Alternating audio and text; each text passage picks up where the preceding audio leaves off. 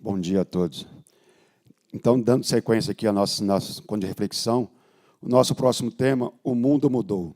Uma reflexão sobre a ótica de Conselhos Pontifício de Justiça e Paz do Vaticano. E para poder nos falar a respeito disso, nós vamos estar recebendo aqui o nosso amigo, colaborador, fundador, participador, presidente da Uniapac Latinoamérica, Sérgio Cavalieri.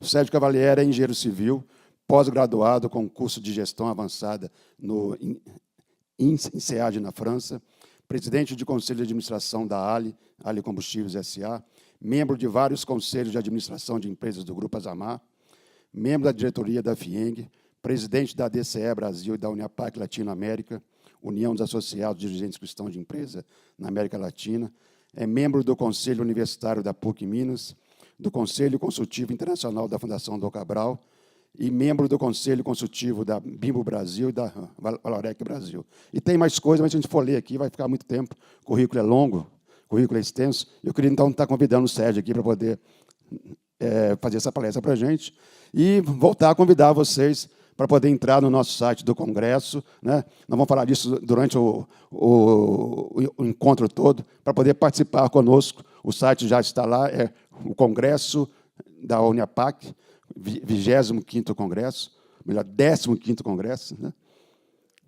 Congresso fiengouniapac.com.br, para se inscrever, para poder conhecer a palestra, para poder conhecer a grade de palestra que a gente vai ter. Então, ele vai começar no dia 30 de setembro, dia 1º e 2 de outubro. E queremos colocar lá no Praça das Artes 1.500 pessoas. Aqui já tem 100, então falta só 1.400. Né? Então, estamos chegando no caminho. Ô, Sérgio, então, por favor.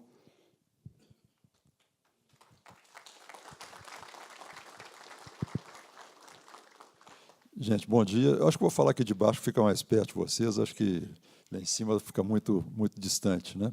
E vou contar lá com a ajuda da Adriane, que nós esquecemos o controle remoto para passar os slides. Então, a Adriane vai primeiro colocar, né, a palestra que já está aí, já está na tela, e dizer que é um prazer muito grande estar aqui com vocês, com cada um de vocês, né, que atendeu esse nosso convite, esse nosso chamado, e espero que seja um dia assim, muito proveitoso, pessoalmente, nas suas empresas, nas suas famílias, nos seus negócios.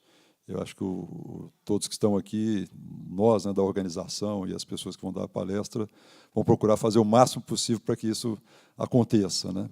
E eu tenho assim, a esperança, né, que o Espírito Santo está aqui nos iluminando e abrindo nossos corações, nossas cabeças, para a gente receber todo esse conhecimento, né, que a gente tem à nossa disposição e que nós precisamos usar mais no dia a dia da nossa vida e principalmente dos nossos negócios, né? A DCE é uma entidade empresarial, então aqui a gente vai estar focando, né, em tudo aquilo que a igreja tem de conhecimento, de reflexão, de orientação para nós empresários, porque ela tem, né? Às vezes a gente não sabe disso, desconhece, acha que é só para a vida pessoal, para a vida familiar, para a vida, né, em comunidade, mas também para os negócios, a igreja tem orientações para nós, né? A igreja, o Evangelho, né, tudo que Deus tinha para falar para o homem, ele falou através do Evangelho. Então, tudo é tudo mesmo, para todas as coisas que a gente vai fazer, para todas as atividades, inclusive para a atividade de trabalho, a atividade da empresa, a atividade econômica, né? Isso não tem nenhuma distanciamento da igreja, não tem nenhuma contradição com a igreja, ao contrário, nós temos orientações que nos impulsionam, que nos motivam, que nos dão uma vantagem competitiva até em relação àquelas pessoas que não têm acesso a essas informações. Então, o que a gente vai procurar passar para vocês aqui é um pouco de informação e formação, porque o que está faltando para nós, né, de maneira geral, não só aqui no Brasil, mas no mundo todo, daí essa série de problemas que o mundo enfrenta, essa formação cristã que nós já temos, mas que nós esquecemos ou então não aprendemos para levar para a atividade empresarial. Tá? Então, vamos em frente. Só para a gente poder imaginar, né, o que seria, o que é o impacto das empresas, dos negócios no mundo, né? Então, esses são alguns dados, né, são fontes principalmente estrangeiras, né, Então, o que o capitalismo possibilitou? Quer dizer, o que a organização da sociedade em empresas, num sistema capitalista, que é de livre iniciativa, que as pessoas têm a liberdade para empreender, que isso possibilitou, né, esse novo arranjo, a evolução do mundo, que isso possibilitou. Por exemplo, em termos de renda per capita, né? A gente pega lá desde o ano zero, que é, né, a era cristã.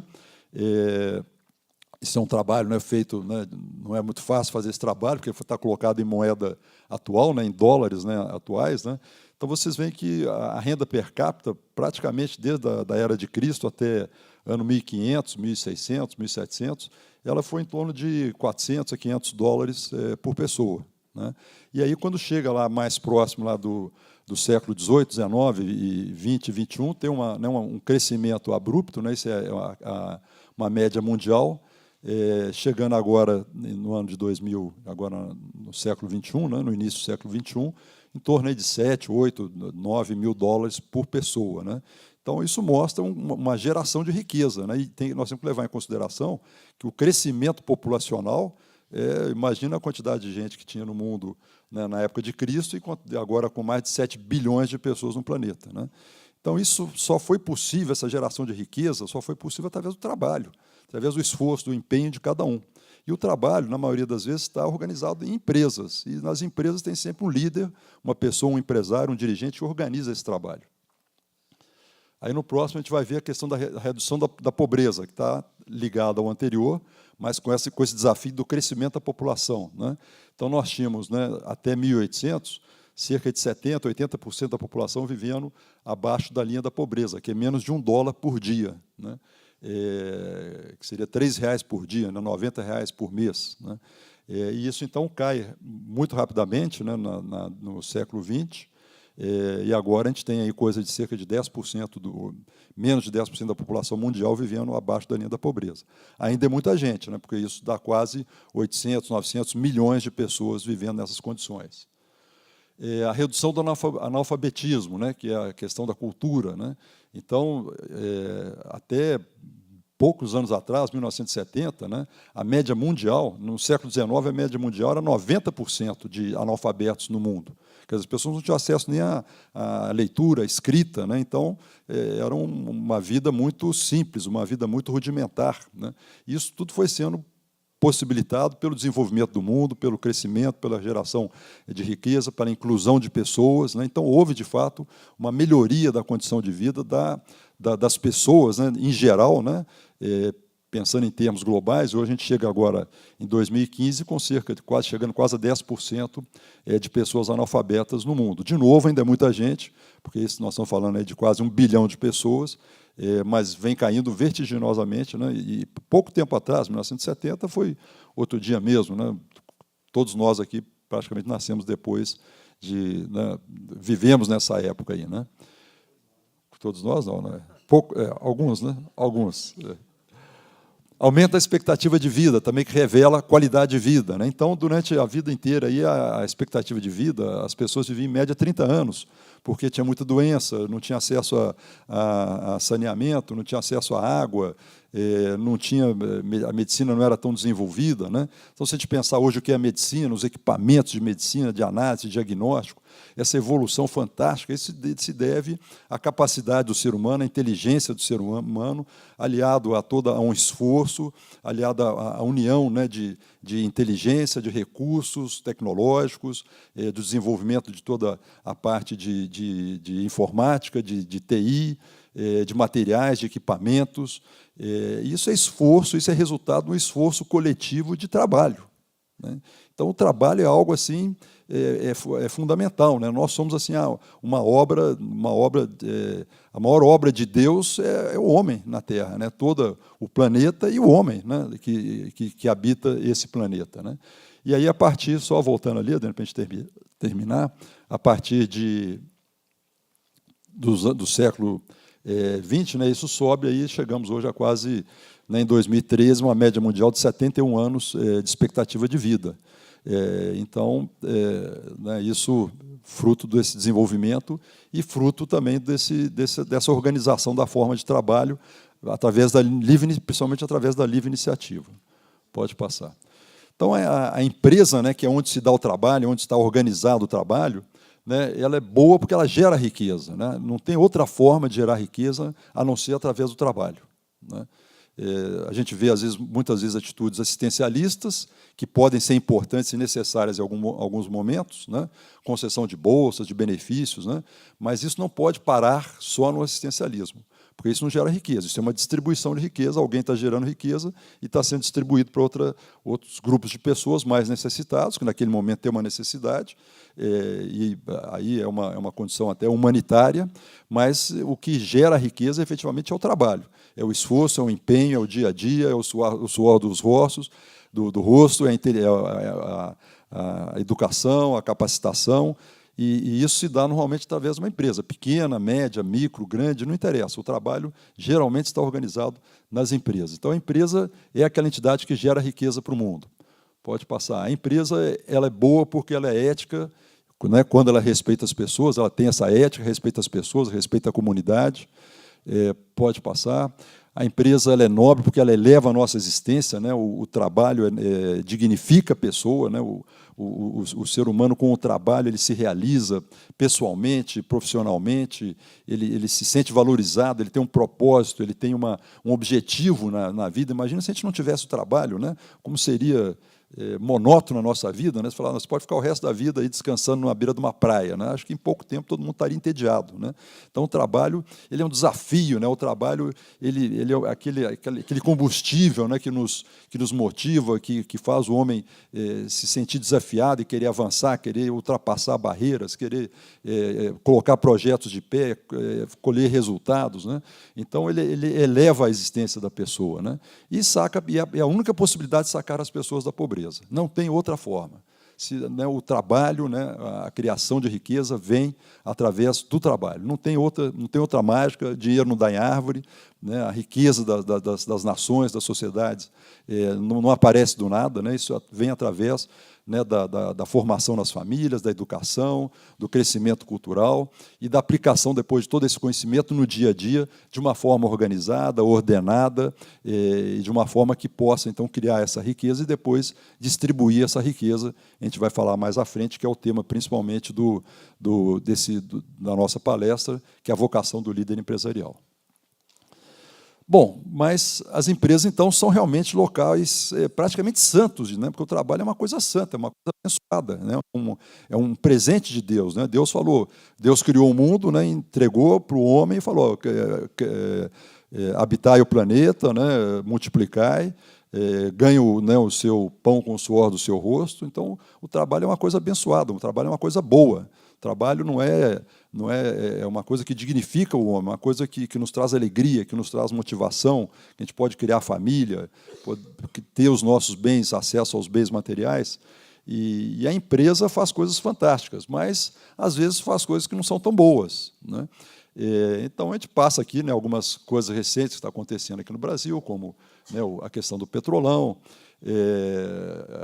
falsificação de remédios, por exemplo, os empresários que querem ganhar dinheiro, querem criar uma falsa riqueza, né, através de mecanismos ilícitos, que chegam até ao ponto de falsificar remédios, né?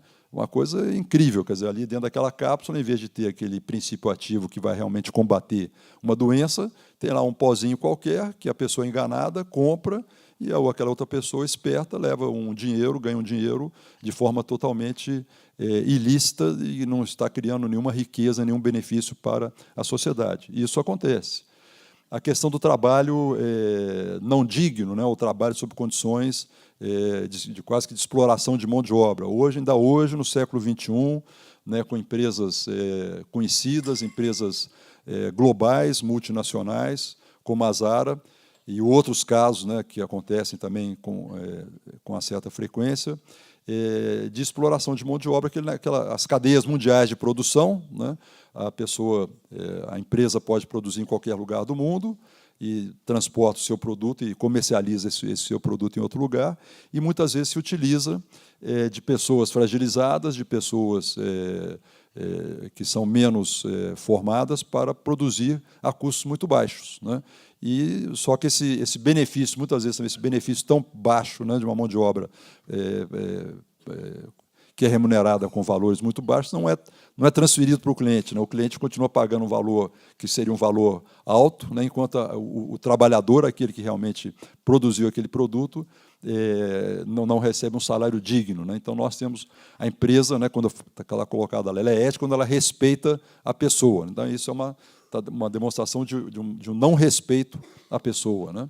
Isso é um caso recente e acontece, porque uma pessoa tem uma ideia e fala, agora eu vou produzir no Vietnã, porque lá a mão de obra é mais barata, agora eu vou produzir no Haiti, porque a mão de obra é mais barata.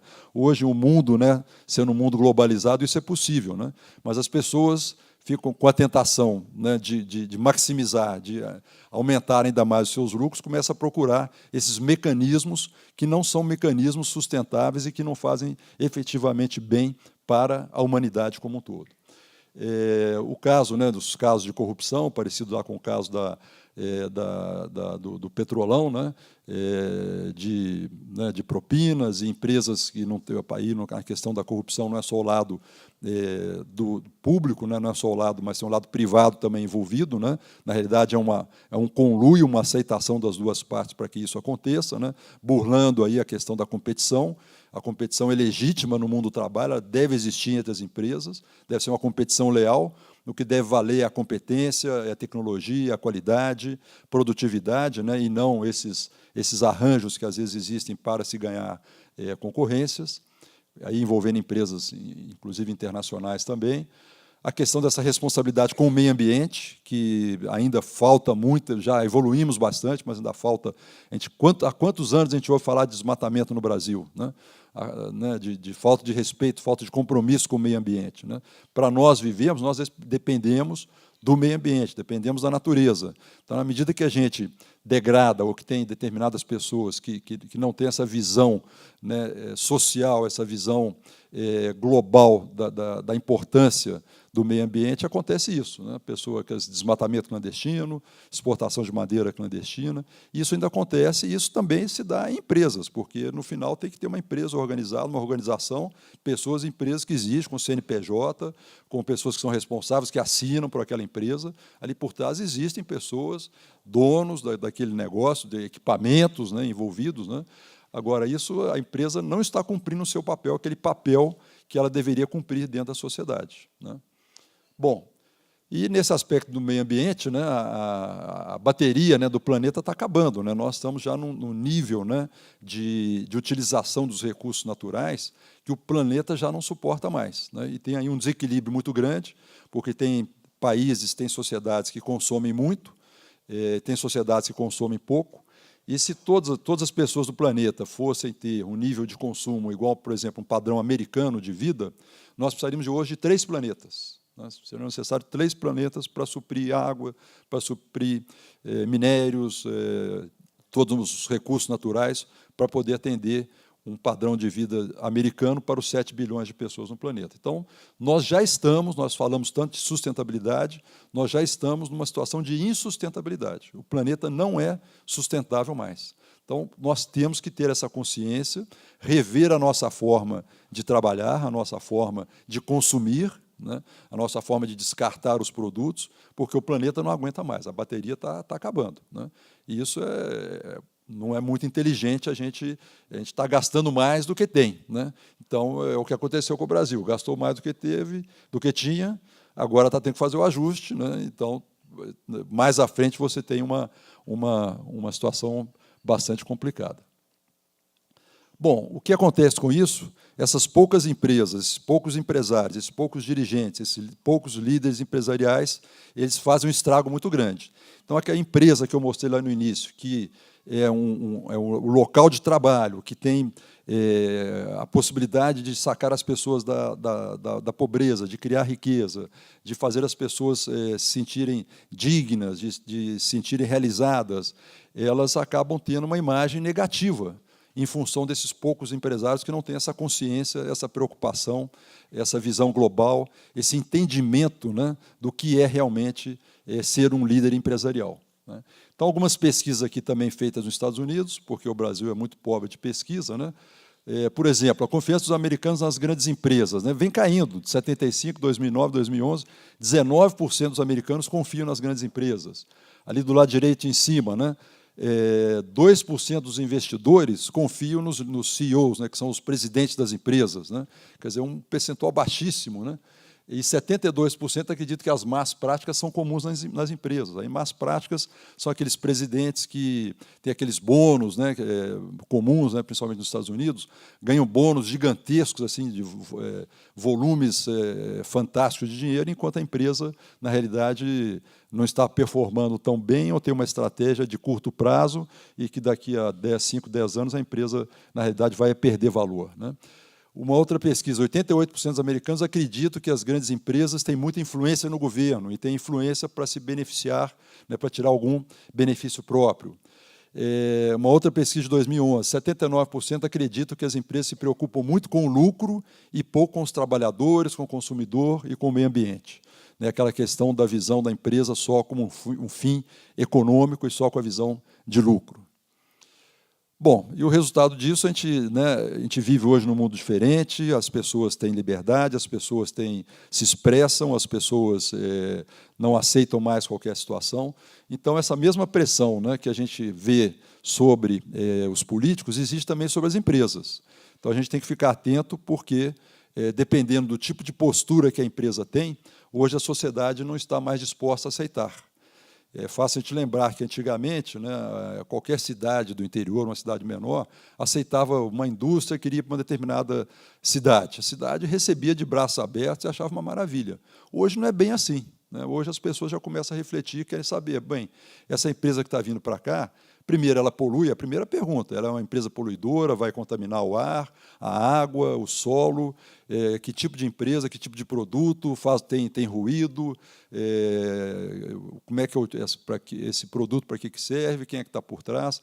Então, hoje, as pessoas têm muito mais poder, as pessoas têm muito mais informação, e elas exercem essa pressão também sobre as empresas, né? E a sociedade se transformou, né, com a evolução da tecnologia, da comunicação.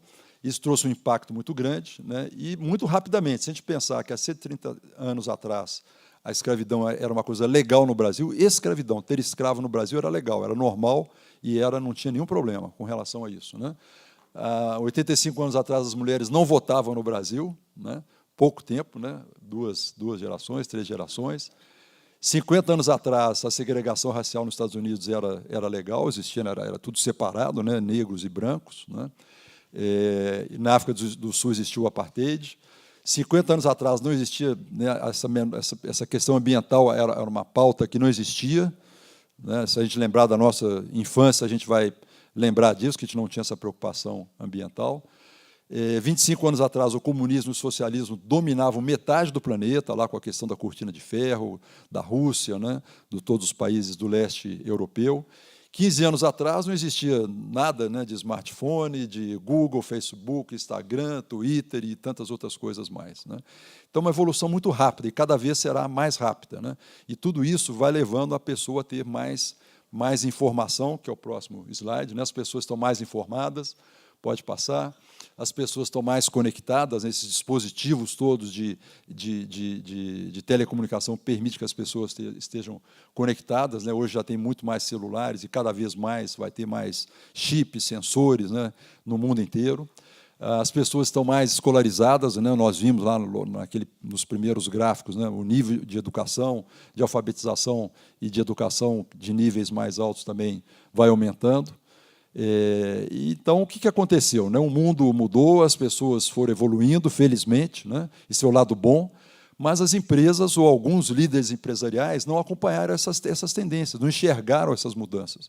Não enxergaram que o planeta tem 7 bilhões de pessoas, não enxergaram que as pessoas estão mais educadas, estão mais conectadas, não enxergaram que hoje existe um patrulhamento muito maior sobre as empresas, que nós estamos sendo muito mais vigiados do que éramos antigamente. Antigamente, a gente conseguia ter algumas práticas que a gente conseguia, práticas não boas, que a gente conseguia manter durante algum tempo e trazia vantagem competitiva para as empresas, e hoje isso é uma desvantagem competitiva, põe em risco a sua empresa, as práticas não éticas, e os líderes estão com foco errado, porque os líderes continuam com foco só no lucro.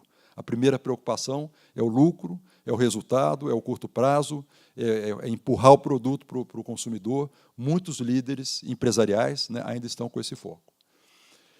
E aí um chamado muito forte, né, a gente começa então a beber agora, né, dos documentos da igreja, das encíclicas, né, que são aquelas cartas circulares que os papas emitem, de todo esse ensinamento social cristão, que é um ensinamento mesmo, gente. Se a gente não estuda isso, a gente não conhece. Se a gente não conhece, a gente não tem como aplicar, né?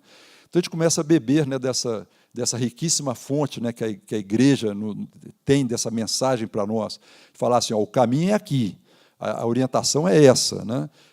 Não é um manual de administração, né, mas são grandes orientações que a igreja dá para nós e que são extremamente atuais, porque a igreja vai evoluindo também à medida que a sociedade, que a humanidade vai evoluindo.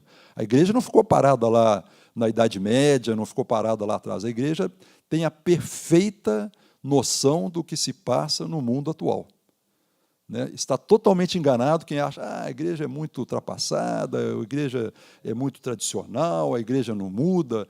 No aspecto empresarial, no aspecto de meio ambiente, de economia, de finanças, de pobreza, nos aspectos sociais, porque a igreja ela é perita em humanidade. Não tem nenhuma outra organização, nenhuma outra entidade no mundo que tem tanto conhecimento da humanidade, tanto conhecimento das pessoas. E a igreja quer o bem das pessoas, porque Cristo nos ama infinitamente. E a igreja é uma continuação de Cristo, né? A igreja que começou lá com Pedro, e todos os papas e todos os padres, isso é uma continuação. E o que a igreja quer é o nosso bem, o que a igreja quer é a nossa felicidade, é que as pessoas sejam felizes aqui na Terra.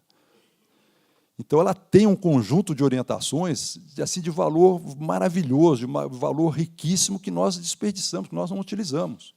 Então, o papel da DCE é esse, é de disponibilizar, de chegar para os empresários, levar, facilitar para os empresários, levar essas informações para que as pessoas possam utilizar isso no dia a dia, efetivamente.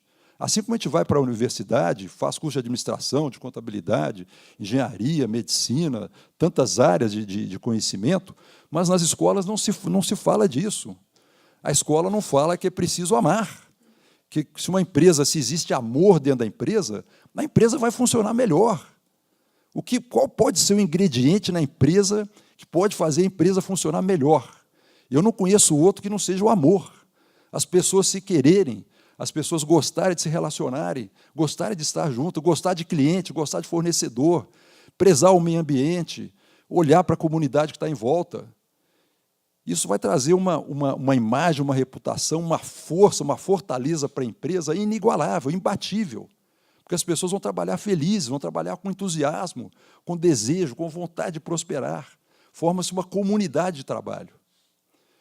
Então, o Papa Francisco, né, que é uma pessoa extremamente preocupada com a questão da pobreza e preocupado, do outro lado, com a questão do dinheiro, né, que está relacionado com a pobreza, mas só a questão do dinheiro, da concentração do dinheiro, o Papa Francisco não escreveu uma encíclica ainda, vai soltar agora, nas próximas semanas, meses, aí, a primeira encíclica dele, e vai ser sobre ecologia, né? E é lógico que ele não vai ficar falando só de árvore, de rio, de natureza, ele vai falar da ecologia humana, vai falar da ecologia e o ser humano envolvido dentro dessa ecologia, como é que isso impacta o ser humano, né? Mas ele soltou uma exortação, que é um comunicado, né, apostólica, que chama Alegria do Evangelho, recente, no ano passado, e ele faz assim sérias e fortes colocações para chacoalhar a gente mesmo. O mundo econômico ficou muito preocupado com essa exortação do Papa, principalmente as democracias, os países que têm liberdade de empreendimento, né? Os países não socialistas, que falou, esse Papa é comunista, o Papa está parecendo que o Papa é contra o capitalismo, que o Papa está querendo voltar, então, todo, né, o controle do Estado, né? Mas não é isso. Ele quis Ele quis chamar a atenção, porque com toda essa evolução que nós tivemos, nós ainda temos sérias distorções que nós precisamos corrigir. Então, algumas coisas que ele fala, o Papa lançou nessa exortação, a alegria do Evangelho, né? A chaga da desumanização da economia, né? Aquela economia que esquece o ser humano e só pensa em dinheiro. O ser humano, se o ser humano não está no centro, o grande diferencial que a DCE procura trabalhar na questão da responsabilidade social é a questão do ser humano, né? O ser humano tem que ser a principal preocupação do empresário. O homem, a mulher, né, a pessoa, e que está, né, dentro de todas aquelas partes interessadas, tem que ser a nossa primeira preocupação, né? Então, se o ser humano não está no centro da preocupação do empresário, o que está? Provavelmente o dinheiro. E o dinheiro nem sempre o dinheiro é um bom conselheiro, né? Não é uma economia de exclusão, ele coloca vários nãos, né? Não ao dinheiro que governa ao invés de servir, o dinheiro é para atender a gente, não é para nos governar, né? Não ao consumismo doentio, o mundo evoluiu, culturalmente mudou, existe essa tendência exacerbada para o consumo. Não uma cultura do descartável, né? Tudo a gente usa, consome, mas rapidamente descarta, né? E até pessoas também são descartáveis, né? Não a idolatria do dinheiro, né? Esse fetiche do dinheiro, né? A palavra que ele usa é o fetiche do dinheiro, né? E não a globalização da indiferença, quer dizer, eu sou eu mesmo, é o egoísmo, o individualismo e o resto do mundo que se dane, né? Então, o Papa faz uma série de alertas de coisas que acontecem, que a gente vê no dia a dia e que precisam ser combatidas, né? E eu só vejo uma maneira de combater isso, é com a fé. Só com a tecnologia, só na cabeça, a gente não resolve, o negócio tem que ir no coração. Se não atingir o nosso coração, se a gente não tiver essa mensagem do Evangelho, a mensagem de Cristo, essa mensagem da fraternidade, da compaixão, que toca o coração, nós não vamos mudar. Então, é preciso a gente abrir o coração, a gente abrir a nossa alma para receber essa mensagem e conseguir entender o impacto que isso traz, né, quando a gente tem a força da fé. A fé é uma força física, gente. Aquele negócio da fé move montanhas, é verdade. Quando a gente tem a fé é uma força física. Aquilo nos move. Quando você tem fé, você está nas condições mais difíceis da sua vida, nos momentos mais delicados, se você tem a fé, você tem força para continuar em frente, né? Essa semana tem um padre que distribui um mini sermão, que ele pega o Evangelho do dia, padre Joãozinho, lá de Taubaté, em São Paulo. Ele pega o Evangelho do dia e em 1 minuto ele faz um resumo do Evangelho. Então, ele é muito inspirado. Então, ele falou assim, para quem tem fé, né, assim, a morte não é um problema grave, não é um ponto final, é apenas uma vírgula, né? Porque o ponto final é lá em cima, né, depois, quando a gente passar dessa vida e estiver face a face com Deus, né? Aí sim vai ser o ponto final e vai ser um ponto final maravilhoso. Então, por maior que seja a dificuldade que a gente tenha, o maior problema que a gente esteja enfrentando, é só uma vírgula, para quem tem fé. E para quem não tem fé, aí é o desespero. Vamos lá. Bom, então, o Vaticano, como eu falei para vocês, assim, totalmente atualizado, totalmente conectado com o mundo. Essa semana teve uma reunião, lá semana passada teve uma reunião no Vaticano, com pessoas do mundo inteiro, pessoas importantes, presidente da Unilever no mundo, o Jeffrey Sachs, que é um dos grandes escritores aí e gurus da atualidade, reunidos no Vaticano, discutindo essa nova encíclica que o Papa vai lançar nos próximos dias, né? Porque o Papa não escreve não senta lá e escreve. Ele, na realidade, ele reúne uma série de pessoas que o ajudam a escrever e, lógico, no final, ele dá os pitacos dele lá e coloca as coisas que ele quer colocar, né? Mas, então, esse livro foi lançado em 2011, né, pelo Vaticano. O Vaticano lá tem várias, como uma empresa, né, tem várias organizações e tem uma área que é de justiça e paz, né, que é presidida por esse cardeal Turkson, né, que é de Gana, que esteve aqui no Brasil em 2013, na PUC Minas, e fez o lançamento desse livro, que chama A Vocação do Líder Empresarial, uma reflexão. Gente, isso aqui é um livro maravilhoso, é um livro belíssimo, né? Quando a gente lê isso aqui, a gente fica inspirado, a gente dá vontade de continuar a ser empresário, de ser líder, de fazer as coisas no sentido correto, de poder, né, de ser aquela empresa, como eu mostrei lá no início da apresentação. E aí ele fala várias coisas desse livro, né, que a gente pode passar. uma das coisas que ele fala é a questão da vida dividida, né? Nós, principalmente nós cristãos, temos fé, vamos na igreja, lemos já vários trechos da Bíblia, temos assim, né, um bom conhecimento geral do que é o cristianismo, do que Cristo deixou para nós, e quando a gente vai para o mundo do trabalho, a gente nem sempre segue aquilo que a gente ouviu numa missa no domingo, numa homilia, né? Parece que há uma transformação, né, que é uma divisão, né? Uma coisa é a fé e outra coisa é a vida diária, e eu não consigo aplicar a fé na vida diária, né? Então, esse livro aponta como um dos maiores problemas da humanidade atualmente essa questão da vida dividida, que nós, empresários, cristãos, ou somos cristãos ou somos empresários. Não conseguimos ser empresários cristãos ou cristãos empresários, porque esquecemos todo esse ensinamento, né, que a gente recebe através do ensinamento social cristão. Pode passar. E fala também de 4 grandes mudanças no mundo moderno, né, que é a globalização, a tecnologia da comunicação, a financiarização da economia e as mudanças culturais. Os 3 primeiros, assim, muito interconectados, né? A tecnologia da comunicação acelerou, facilitou a globalização e também a financiarização da economia, que hoje você transfere dinheiro para um lado para o outro, as grandes cadeias de produção, você produz num lugar uma peça, no outro, e monta num 4º país ou num 5º país, vende num outro mercado, o dinheiro se transfere rapidamente de qualquer lugar, e isso acabou trazendo também mudanças culturais muito grandes. De que tipo? Vários tipos, né? Que é essa questão do consumismo, a questão do egoísmo, as mudanças que a gente vê hoje na questão de igualdade de raça, igualdade de sexo, né? As pessoas, os casamentos entre né, não vou chamar de casamento, mas as junções homossexuais, são mudanças culturais muito grandes que o planeta vem passando, que tem um impacto no dia a dia das empresas, das pessoas, das famílias, da sociedade. Pode passar.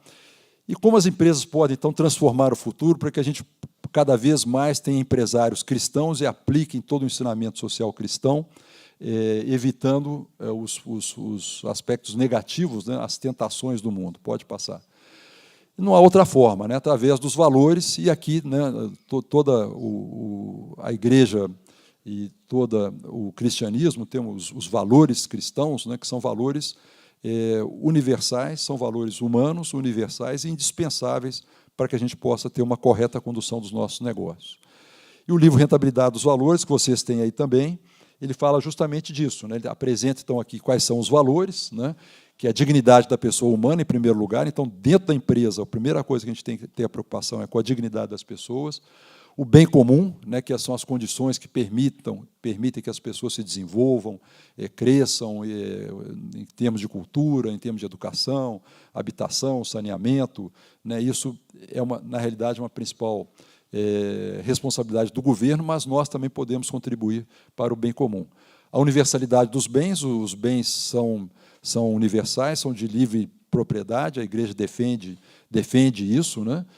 A solidariedade, que a gente pode usar uma outra palavra aí, que é amor. A subsidiariedade, que é uma palavra pouco conhecida, mas acredito que cada vez mais passará a ser compreendida, porque ela tem um efeito também muito importante sobre a gestão dos negócios, que não é só a delegação, é você realmente utilizar o potencial máximo de cada pessoa. Toda pessoa tem o seu potencial, tem a sua capacidade, tem inteligência e tem uma vocação, tem uma maior facilidade para determinadas atividades, para determinadas tarefas, né? E essas pessoas, geralmente, nas organizações, as pessoas estão subaproveitadas, porque não foi dado espaço, não foi dada oportunidade, não se teve a confiança de realmente entregar para a pessoa assumir aquela tarefa. Então, a subsidiariedade é isso, é nós, como líderes, identificarmos essas pessoas e qualificarmos, darmos as condições, as ferramentas, os instrumentos e deixarmos que as pessoas floresçam. É o que a gente faz com os nossos filhos. O que a gente quer com os nossos filhos é que os nossos filhos aprendam, cresçam, estudem e independam da gente, né? E na empresa não. Na empresa, muitas vezes, a pessoa fica lá segurando o cara lá embaixo e travando e centralizando, não delegando. E é mais do que a subsidiariedade, é mais do que delegação, porque a delegação você dá e toma. A subsidiariedade é que você entrega para a pessoa e deixa a pessoa fazer. Agora, com responsabilidade, você não vai deixar a pessoa entrar pelo cano e nem vai trazer um prejuízo para a empresa. Então, é uma atitude inteligente de se gerenciar.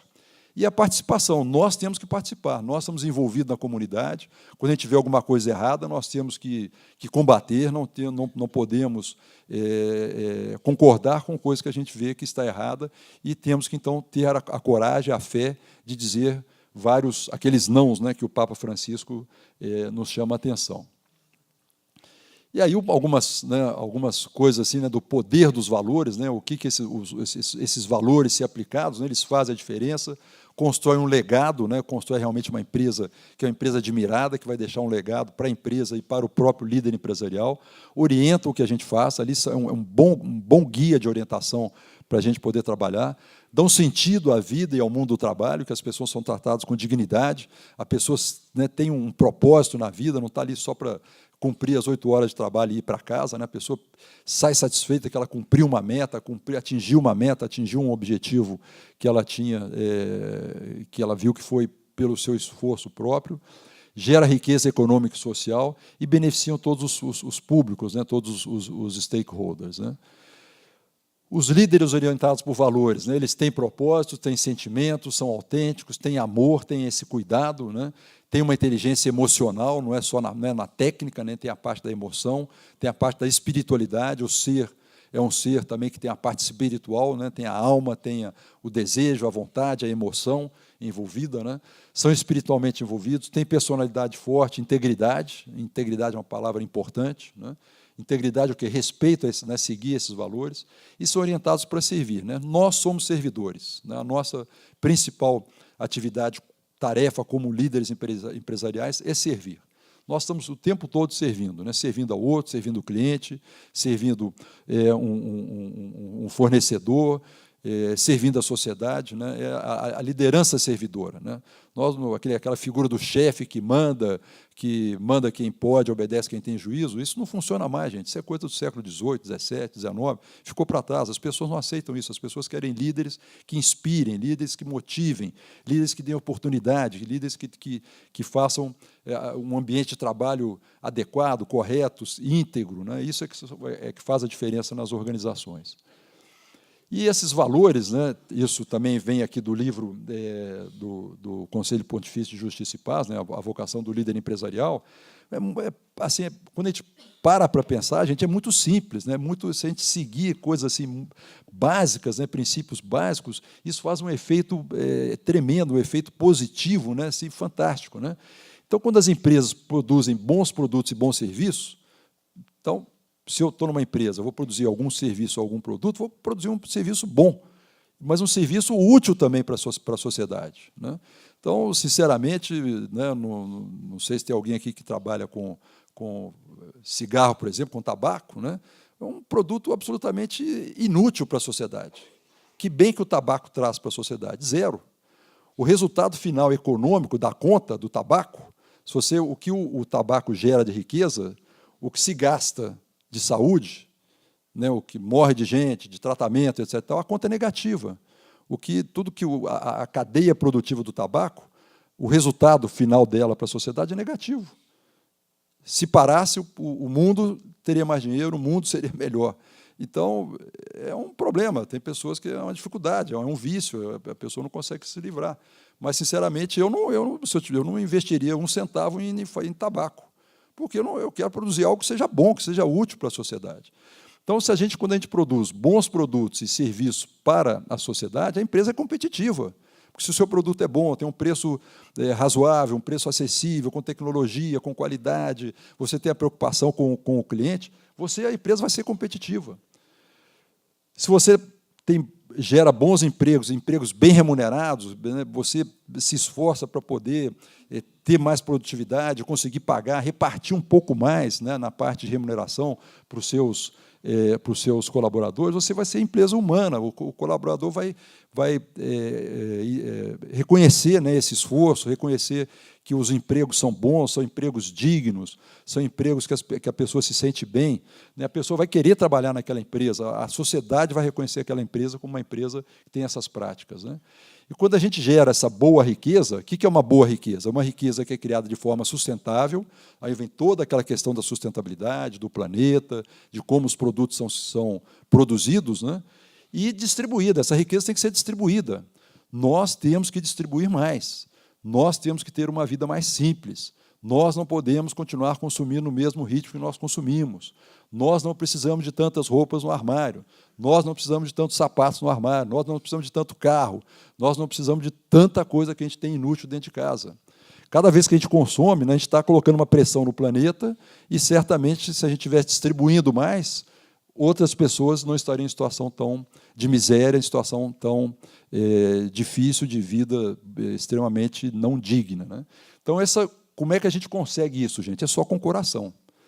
Porque, na cabeça, a tendência, né, no mundo atual é isso, é o consumismo, é querer eu ter um carro agora aqui assim, eu quero um carro um pouco melhor, meu carro já está com 3 anos, vou trocar meu carro, o celular saiu um modelo novo. As pessoas são infelizes por aquilo que elas não têm. Sai um produto novo, né, de tecnologia nova, lá um celular, um iPad, o que seja, a pessoa já fica infeliz porque não tem aquele produto. Ela tem o da última geração, que ela não utiliza nem metade do que aquele dispositivo dá de recurso. Mas, quando sai um produto novo, ela já está infeliz porque não tem, né? Uma roupa nova, uma roupa de grife, né, um tênis, a pessoa fica infeliz porque não tem. Imagina, gente, nós condicionando a nossa felicidade a bens materiais. Então, na cabeça é muito difícil. Então, nós temos que atingir o coração. Isso tem que vir do coração, da alma, da gente conseguir começar a entender esse novo mundo, essa nova realidade, e poder, então, dividir um pouco mais, distribuir um pouco mais. Nós precisamos ter, as empresas precisam ter essa noção, né, da sociedade, da humanidade, sair um pouco só da questão de o valor da ação na Bolsa, o lucro no final do ano. Tudo isso é importante, tudo isso vai acontecer. Mas podemos baixar um pouquinho o lucro da empresa, podemos distribuir um pouco mais. Quem sabe até se a gente distribuir mais, se a gente fizer produtos melhores, distribuir mais a riqueza, quem sabe a nossa empresa vai ter um mercado ainda maior e nós vamos lucrar ainda mais, né? Eu acredito, eu acho que esse é o caminho. Eu acho que mesmo o caminho para aqueles extremamente capitalistas que só pensam em dinheiro, se eles adotarem essas regras, vão ganhar mais dinheiro ainda. Então, a gente pode levar pelo lado do coração, pelo lado todo da compaixão, do amor, pelo lado da espiritualidade, mas essas regras funcionam até pelo outro lado também. Se o camarada é extremamente fala, não, meu negócio é dinheiro, dinheiro, dinheiro, eu quero ter sucesso. Aplica essas regras também que vai dar certo, vai funcionar. Então, gente, indo para o final, a empresa não é um jogo, pode ir passando, a empresa não é uma máquina, né, não é uma máquina de moer gente, né, lembra lá de Charles Chaplin, né, passando, né, nas engrenagens, né? A empresa não é somente números, né? A empresa não é uma guerra, né, aquela disputa interna de poder, de um querendo passar por cima do outro, uma empresa querendo destruir a outra, né, destruir o seu competidor, né? A empresa tem a ver com a vida das pessoas, tem a ver com a vida do planeta, tem a ver com gente, né? É isso que é empresa. A empresa não existe, né? O CNPJ é uma ficção, né? O que existe são vários CPFs que compõem aquela empresa. Então, a empresa é gente, a empresa é ser humano. Isso é que a gente tem que ter essa consciência, porque eu falo que vem do coração. E a igreja já percebeu isso, né? Essa maneira mais simples de viver, essa distribuir mais, essa visão global do mundo, do planeta, que a gente não é sustentável mais, que a gente tenha muita, e a concentração de riqueza vem aumentando, né? Lembra da última estatística, né? Pouquíssima gente com metade da riqueza do planeta e muita gente com a outra metade, uma concentração absurda de riqueza. Isso é insustentável, a igreja já percebeu isso, tem feito vários alertas para nós, para a humanidade, para a sociedade, para as pessoas, né? E o maior exemplo, o Papa Francisco, né? Nada contra o Papa Bento, né? Ele é a maneira dele de ser. Quando eu mostrei uma vez essa figura, um padre até depois veio falar comigo, falou, puxa, acho que você não está sendo muito justo com o Bento, porque o Bento era uma pessoa extremamente simples, né? Ele não era, mas ele, sendo alemão, sendo europeu, gostava todo o formalismo, né, da igreja, esses simbolismos da igreja, né? O Francisco não. Ali, sentado no mesmo lugar, né, você vê que o fundo é o mesmo, né, mas a cadeira já não é mais a mesma, os trajes já não são mais o mesmo, começar do sapato, né, que já é diferente, né? Então, a igreja já mudou. Então, não tem nada melhor do que o exemplo, né? A gente fala assim, né, as palavras movem e o exemplo arrasta, né? Então, a igreja já deu exemplo, ela teve coragem. O Papa Francisco teve essa coragem de andar de Siena, né, de carro Fiat muito simples, né?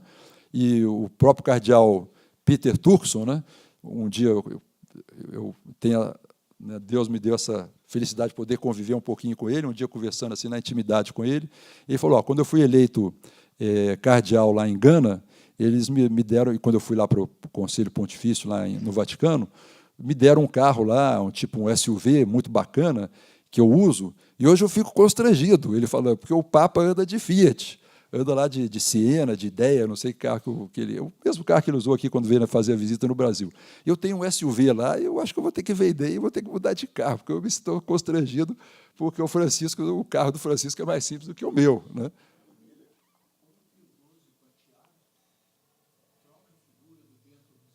Pode voltar um pouco mais atrás, né? Para não ficar muito recente, né? Porque o Beto ainda está aqui com a gente. Né? Gente, então, a igreja já está nos dando um exemplo, né? Isso que eu falo para vocês, a igreja é atual, a igreja tem uma mensagem importante para a gente, e a gente precisa, então, entender, precisa compreender, precisa estudar. Então, o que o Sérgio Frade mostrou aqui no início, o programa Empresa com Valores, foi a maneira mais simples que a gente conseguiu imaginar de levar para os empresários, para os líderes empresariais, todos esses ensinamentos da igreja, que é a formação daqueles grupos de 10 pessoas que reúnem a hora que quiser, o dia que quiser, e o material já todo pronto, disponibilizado através da internet, paperless, quer dizer, não precisa papel, você baixa, acessa o site, baixa lá o que você vai estudar. Todos esses documentos, tem uma seção de biblioteca lá no portal da Empresa com Valores, não precisa comprar livro nenhum, o livro está lá na internet, você pode ler na própria tela, se quiser imprimir, imprime, mas é opção de cada um. Então, é a forma mais simples que a DCE conseguiu encontrar para levar esses ensinamentos, essas informações. É um ensinamento mesmo, né, para cada empresário, para que ele possa, né, quem sabe a gente vai devagarzinho, tocando o coração, a cabeça, começa pela cabeça, mas tem que ir para o coração, para que a gente tenha uma postura diferente, que a gente seja um líder empresarial diferente. E, para terminar, né, eu queria falar para vocês, não sei... Bom, então...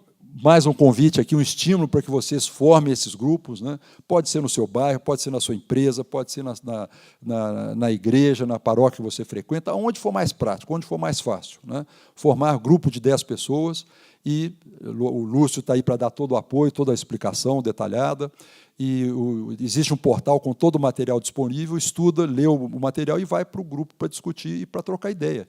E, além do mais, gente, é um grupo de auxílio, de apoio.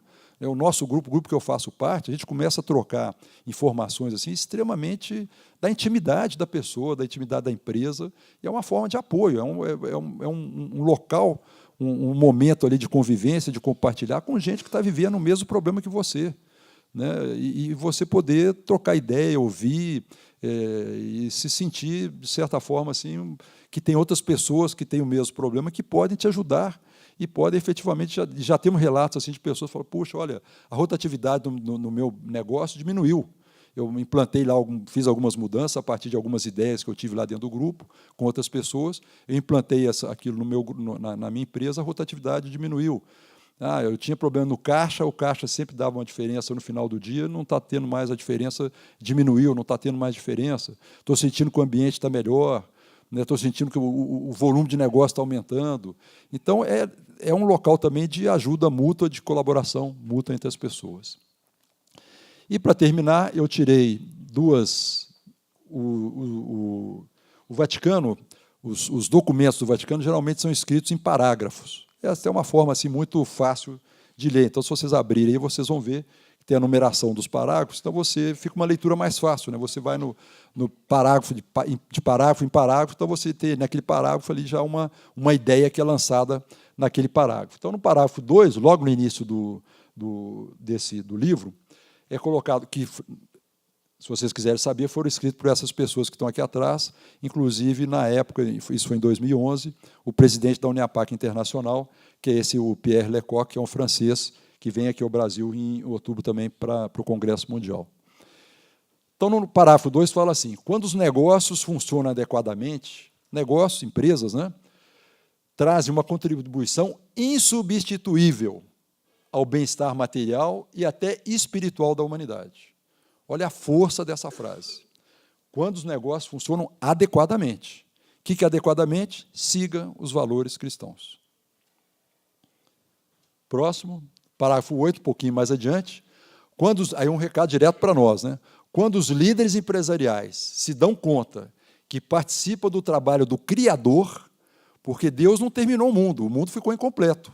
Deus fez aqui, fez a terra, fez árvore, água, rio, minérios, fez árvore, mas não fez móvel, não fez cadeira, não fez armário, não fez, fez as plantas, o algodão, mas não transformou o algodão ou o petróleo, que é transformado em algum produto químico que compõe essa cortina, por exemplo, esse forro. A pedra estava bruta lá, o homem foi lá, através do trabalho do homem, né, das empresas, desse trabalho organizado, sacamos aqui, né, esse belo granito polido, cortadinho, bonitinho, para ser instalado aqui. Né? Então, nós somos co-criadores, nós estamos completando a obra de Deus para dar mais conforto, mais bem-estar. Estamos aqui num ambiente que tem iluminação, que tem ar-condicionado, que tem som, tem cadeira para a gente sentar. Então, nós somos co-criadores, nós estamos continuando a obra de Deus na Terra. Então, quando os líderes empresariais se dão conta que participam, estamos continuando a obra do Criador, começam a ganhar a noção e a consciência da grandeza e da maravilhosa responsabilidade da sua vocação. E, no ano passado, naquela reunião grande que tem em Davos, né, todo ano, que reúne os grandes líderes empresariais, economistas, líderes de Estado, etc., e tal, para discutir a economia mundial, o Papa Francisco mandou, né, uma mensagem e falando: o líder empresarial é uma vocação. E a gente é gozado, né, porque antigamente usava vocação para médico, para padre, para freira, né, não era o líder empresarial, né, foi uma expressão nova que foi cunhada, né, foi colocada pelo próprio Vaticano, que foi muito interessante, né? É uma vocação. E o Papa Francisco falou assim: é uma nobre vocação, porque, através, né, dessa boa liderança do líder empresarial, é que nós podemos transformar o mundo num lugar melhor para se viver. Para terminar, deixo aqui o convite, né, que o Sérgio Frade já fez para o Congresso Mundial no dia 30 à noite, 1 e 2 de outubro. Está aí o site, Congresso, FIENG, Uniapac, porque nós vamos realizar junto com a FIENG.com.br. Acessem lá, vocês vão ter já a programação completa e o nome dos palestrantes que estão já confirmados. Muito obrigado, espero que vocês se animem, venham formar esses grupos com a gente, porque é o início, né? É o início de uma caminhada, é a forma mais simples que nós conseguimos identificar para poder atingir todos os empresários, pequenos, médios, homens, mulheres, em todo o Brasil. Né? O que a gente quer é que, quem sabe, daqui a 20, 30 anos, a gente consiga ter uma mudança cultural no país e que os líderes empresariais passem a ter uma forma diferente de pensar, de refletir e de atuar para a construção de uma sociedade realmente digna, uma sociedade mais fraterna e, principalmente, mais justa para todas as pessoas. Obrigado, gente.